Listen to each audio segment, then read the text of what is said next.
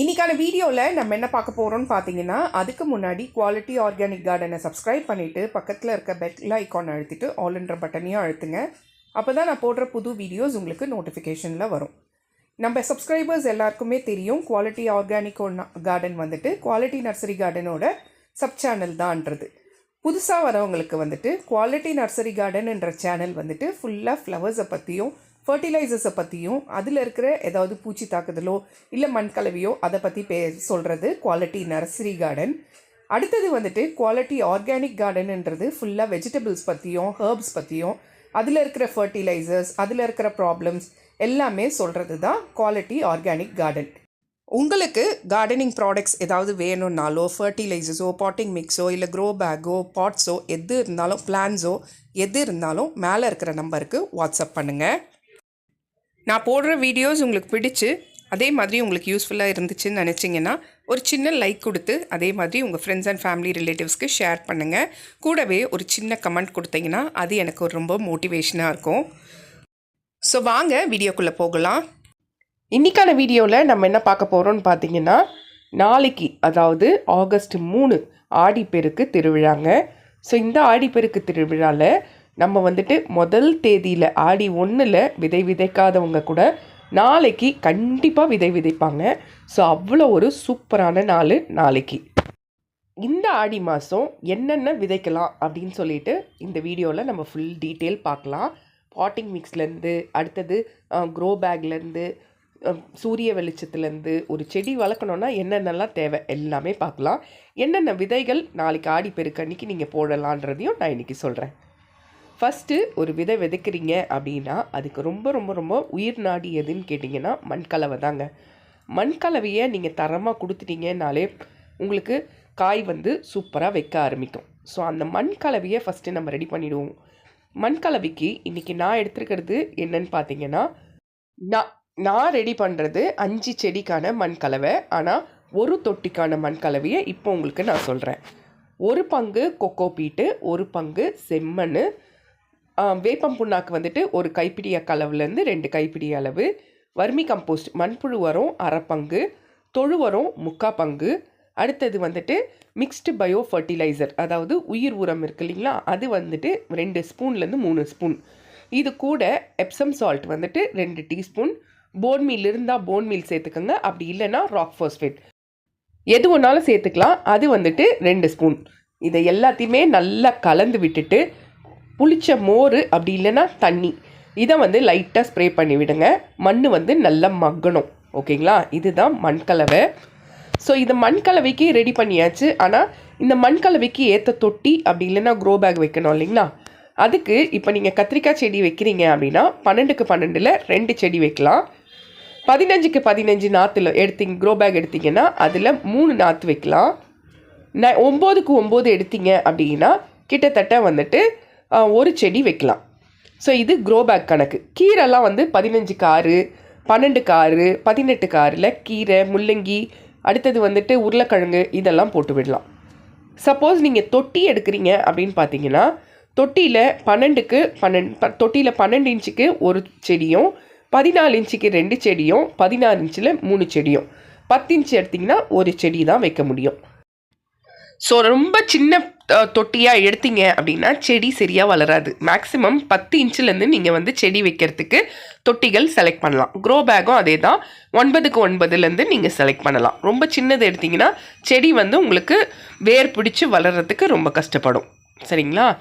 So இப்போ என்னென்ன விதைகள்னு பார்த்துடலாம். நாளைக்கு ஆடி பெருக்கு அன்னைக்கு நீங்கள் போட வேண்டிய முக்கியமான 15 விதைகள் என்னென்னு சொல்கிறேன்.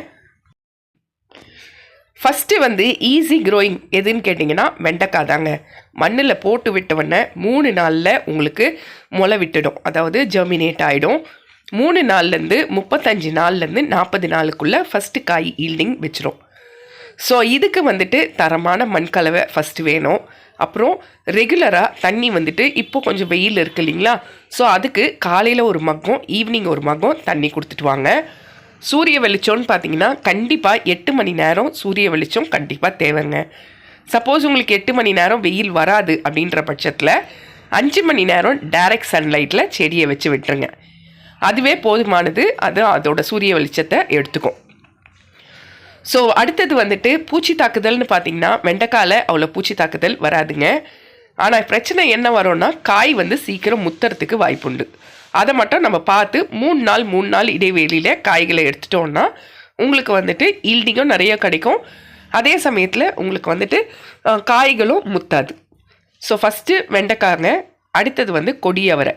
இந்த ஆடி பெருக்கன்னிக்கே நம்ம ஆடி மாதத்துக்குள்ளேயே சூப்பராக விளைச்சல் கொடுக்கக்கூடிய ஒரு காய் எதுன்னு கேட்டிங்கன்னா இந்த கொடி அவரைங்க.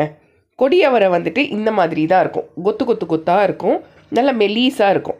ஸோ இந்த அவரையை நீங்கள் இப்போ போட்டு விட்டீங்க அப்படின்னா டிசம்பர் எண்டு வரைக்கும் நீங்கள் நல்ல ஈல்டிங் எடுக்கலாங்க. ஈல்டிங் பொறுத்த வரைக்கும்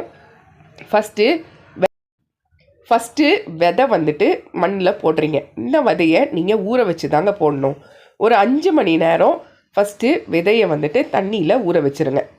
ஊற வச்சுட்டு அதுக்கப்புறம் நடவு செஞ்சீங்க அப்படின்னா ஈஸியாக உங்களுக்கு பிடிச்சி வரும். ஓகேங்களா? வேகமாக வளர்ச்சி இருக்கும். இல்லைனா நீங்கள் டைரெக்டாக மண்ணில் போட்டிங்கன்னா இப்போ 3லேருந்து 7 நாளுக்குள்ளே ஜெர்மினேட் ஆக வேண்டிய விதை வந்துட்டு கிட்டத்தட்ட 10லேருந்து 15 நாள் எடுத்துக்கும். அதுக்கு தான் சொல்கிறது, ஹார்டான விதைகளெல்லாம் வந்துட்டு விதை நேர்த்தி பண்ணிவிட்டு அதுக்கப்புறம் நீங்கள் வந்து செடி நடவு செய்யுங்க. அடுத்தது 3ஆவதாக பார்த்தீங்கன்னா தக்காளி தாங்க. தக்காளி வந்துட்டு நாற்று எடுத்து அதுக்கப்புறம் நீங்கள் செடி நட வேண்டியது இருக்கோங்க. ஃபஸ்ட்டு இவ்வளோ விதைகளில் கொஞ்சம் விதைகள் எடுத்து போட்டு பாருங்கள். போட்டுட்டு ஒரு சின்ன பாட்டில் போட்டுக்கோங்க. மண்ணை ரொப்பிட்டு அதுக்கு மேலே சின்ன தொட்டியில் போட்டு விடுங்க. போட்டு விட்டுட்டு ஒரு 25 நாள்லேருந்து 30 நாளுக்குள்ளே நல்ல நாற்று வந்து ஹைட்டாக வளர்ந்துருங்க. அதுக்கப்புறம் அந்த நாற்று எடுத்து ஒரு தொட்டியில் 10 இன்ச்சு தொட்டியோ இல்லை 12 இன்ச்சு தொட்டியில் 2 அந்த மாதிரி எப்படி ஒன்றாலும் நீங்கள் செட் பண்ணலாம். ஆனால் 25 நாள் கழித்து தான் நீங்கள் செட் பண்ணணும். அது வரைக்கும் செடி வந்துட்டு குட்டியாக தான் இருக்கும், பேபி பிளான்ட்டாக இருக்கும். 20 to 25 டேஸு இல்லை 30 டேஸில் செடி நல்ல க்ரோத் இருக்க பிறகு நீங்கள் வந்துட்டு நடவு செய்யலாங்க. ஸோ தக்காளியை பொறுத்த வரைக்கும் நாற்று எடுத்து தான் நீங்கள் பண்ணணும்.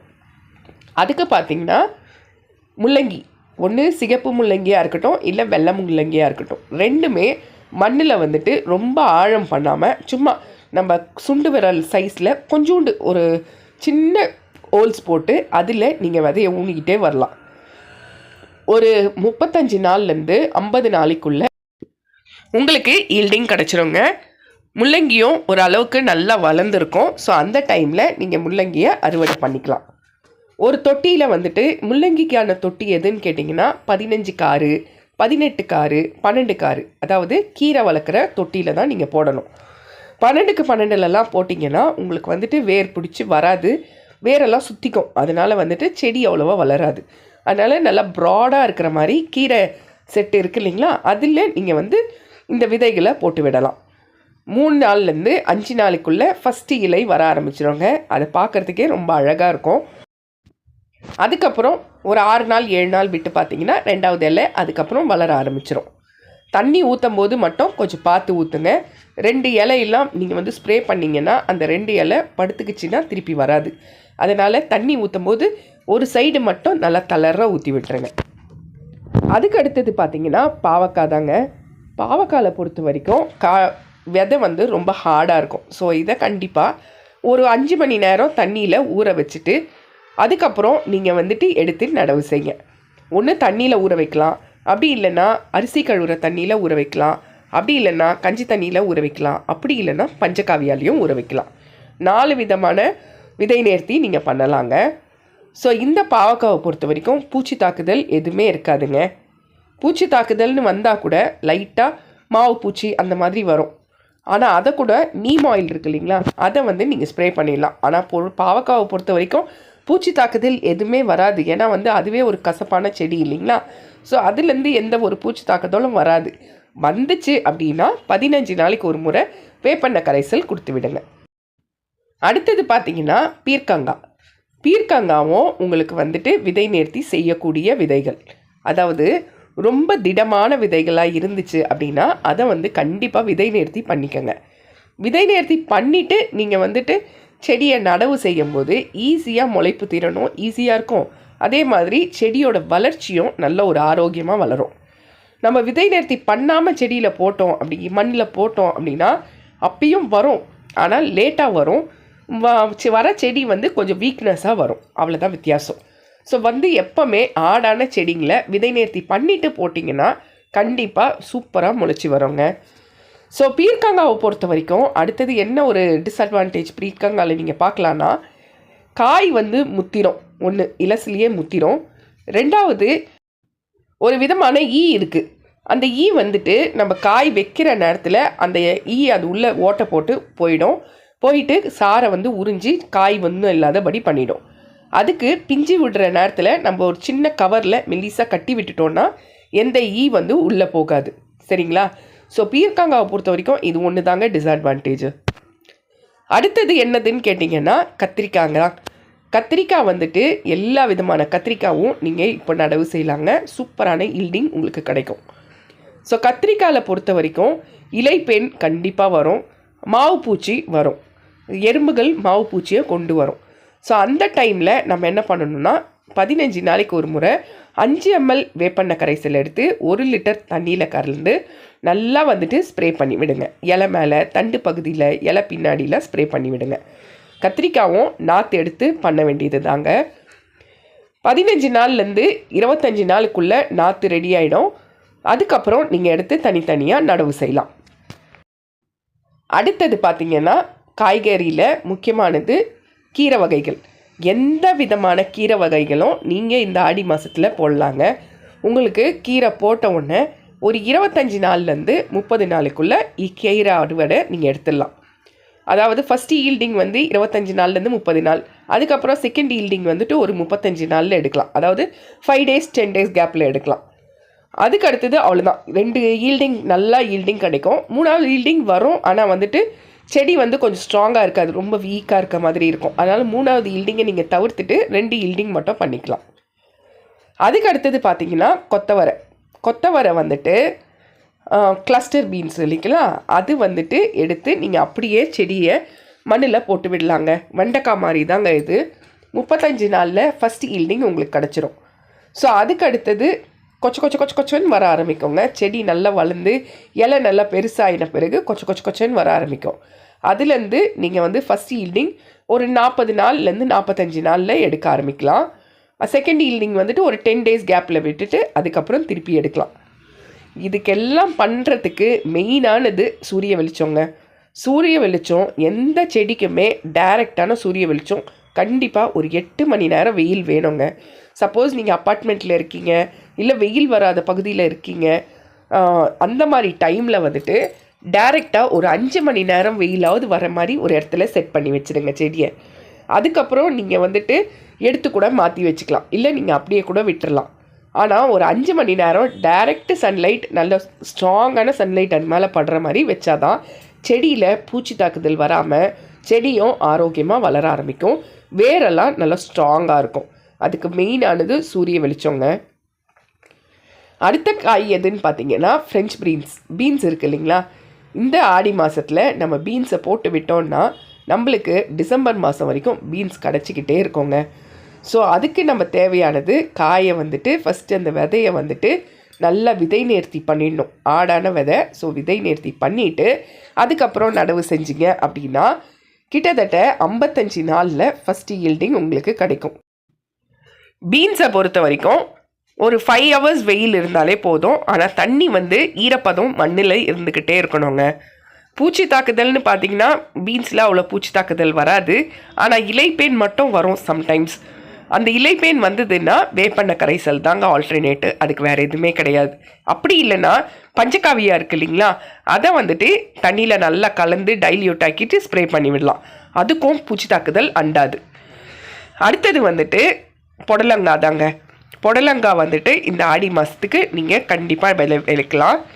இதுவும் ஹார்டான சீடு தான். ஸோ தண்ணியில் ஊற வச்சுட்டு அதுக்கப்புறம் நீங்கள் விதை வைங்க. 2-3 விதை போட்டாலே போதும். செடி வந்துட்டு 2லேருந்து 3 விதை போட்டாலே போதும். அதுவே ஒரு 3 செடி ஆகிடும். அந்த 3 செடியிலேருந்து கிட்டத்தட்ட உங்களுக்கு 10லேருந்து 15 காய் ஃபஸ்ட்டு ஈல்டிங்லேயே நீங்கள் எடுக்கலாம். அதுக்கப்புறம் திருப்பி உரங்கள் போட்டு அதை நல்லா மெயின்டைன் பண்ணிட்டு வந்தீங்கன்னா திருப்பி அடுத்தடுத்து ஈல்டிங் எடுக்கலாம். நாட்டு விதைகளை பொறுத்த வரைக்கும் நம்ம வந்து நல்லா பராமரித்து அதுக்கான உரங்களை அதுக்கு தேவையான டைமில் கொடுத்து நல்ல ஒரு சத்தான ஆரோக்கியமான அதுக்கான உணவுகளை கொடுக்கும்போது நாட்டு விதைகளை பொறுத்த வரைக்கும் 1 வருஷம் வரைக்கும் நல்லா ஈல்டிங் நம்மளுக்கு கொடுக்குங்க. அதுக்கப்புறம் தான் அது டவுன் ஆகும். அதுக்கப்புறம் நம்ம விதைகளை சேகரிக்கிறதோ இல்லை புது விதைகள் ரெடி பண்ணி போடுறதோ பண்ணலாம். ஆனால் நாட்டு விதைகளுக்கு கண்டிப்பாக 1 வருஷம் வரைக்கும் நல்லா ஈல்டிங் நம்மளுக்கு கிடைக்கும். உரங்கள்னு பார்த்தீங்கன்னா நீங்கள் இந்த உரங்கள் எல்லாமே கொடுக்கலாங்க.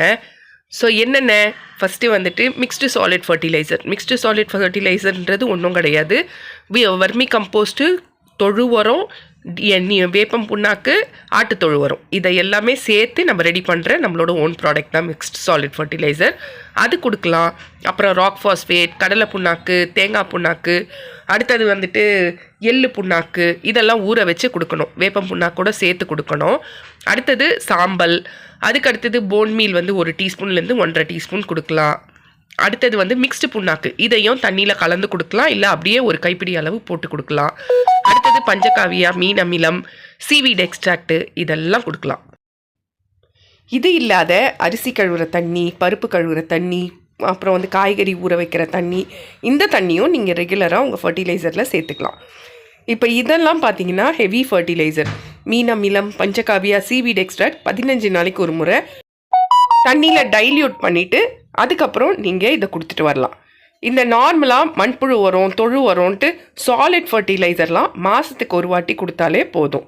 அதுக்கப்புறம் அரிசி கழுவுற தண்ணி, பருப்பு கழுவுற தண்ணிலாம் இருக்குது இல்லைங்களா, அதெல்லாம் 2 நாளைக்கு ஒரு முறை நல்லா புளிக்க வச்சுட்டு நல்லா டைல்யூட் பண்ணிவிட்டு கொடுக்கலாம்.